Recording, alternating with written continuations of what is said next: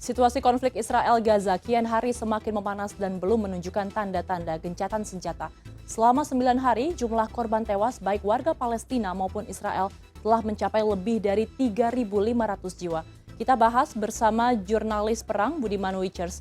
Good afternoon from Indonesia, Budiman. Thank you so much for your time joining us on CNN Indonesia Connected. Are you? Yes, can you hear my voice, Budiman? I can hear you loud and clear. Okay. We're trying to fix the connection.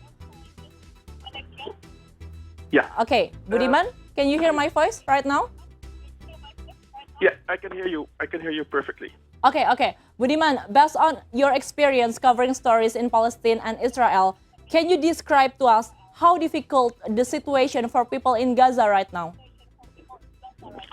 The situation right now is very dire. I have spoken to many contacts in Gaza, and they told me that they're absolutely desperate.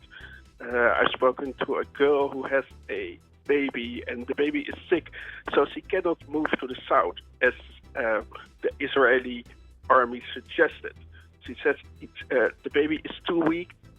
Unfortunately, we cannot make that way to the south, and that means she is stuck in her own house. I also talked to people that did make that journey and are now with a lot of people, basically going to make that incredible difficult road that is still being bombed by the Israeli army. Okay, Budiman, how's your experience seeing the life of Palestinians in everyday stories? Well, my experience in Gaza has been devastating for the people that are living there. And it has been an open prison for almost for years on end. And constantly after a couple of years, there's another conflict that people have to start over again. And they have to start their lives knowing that they've lost, again, many people in this conflict. Okay, and you did your journalistic work in Israel side as well. How's life was different on both sides? Also for them, it is very difficult right now at this period. They have suffered a major attack from fighters from Gaza. And it is terrible to see how people are suffering over there as well. It is maybe a human response to want to have a revenge, and a lot of people here in Europe say this revenge is totally a normal reaction. Yeah. However, there are also voices at this moment that say, well, it has to be proportional, because you cannot leave 2.2 million people. You cannot starve them to death by not providing them with water, electricity, and other means for basic living. So they are running out of basic needs like water and electricity. Is that true? Yes, the basic needs are not there. Israel and America said they're going to open, they're going to try to have more water into the Gaza Strip, but so far people that we've spoken to did not receive any water and are still living on rations that can only still last them for a couple of days until they have absolutely nothing anymore. Okay. Budiman, covering a war zone is a dangerous for a life of journalists like you did right now. Do you have the moment when your life was on the edge when covering war in Palestine and Israel? Well, in the last conflict in 2014, I had a fixer, and a fixer is a person that helps journalists around. Just a day after I left Gaza, he was killed by a bombing. So it is very difficult also for a journalist. And during the attack of that fixer, also 3 journalists died at that moment. So yes, working in Gaza is incredibly difficult.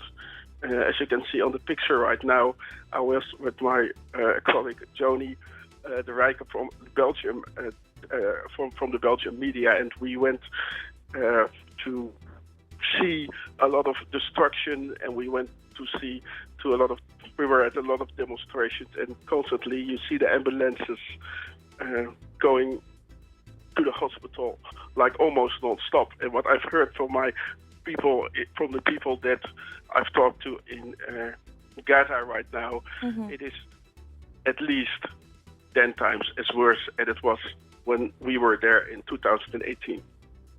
Okay, Budiman, we also want to know, did you also deal with the military from both sides? And what was the difference with dealing with the army from each side? Well, if you, for example, go to the IDF, that's the Israeli Defense Force, they are mostly open to suggestions of what to cover.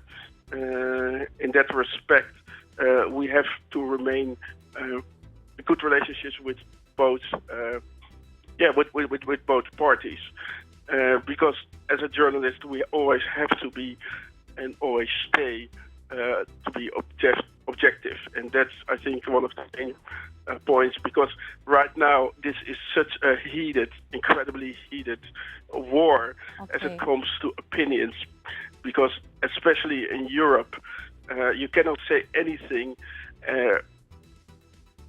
about any party and then not get threatened. So we're working a very fine line right now, and I think this also is a very important part or a very important moment in history.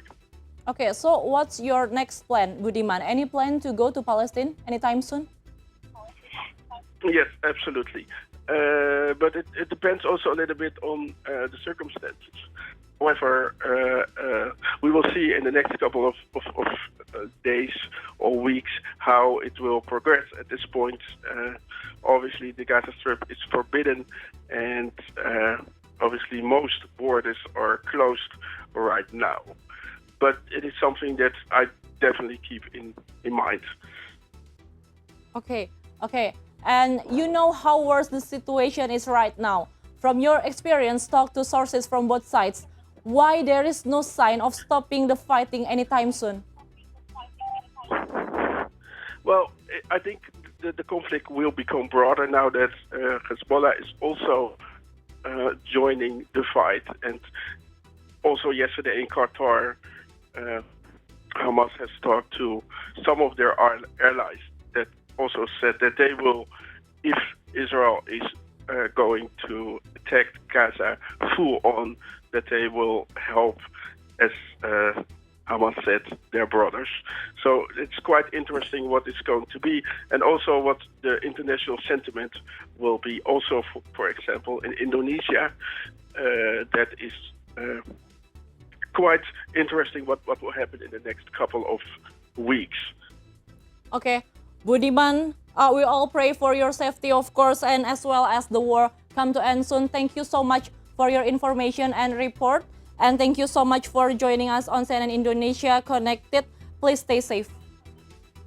Thank you very much.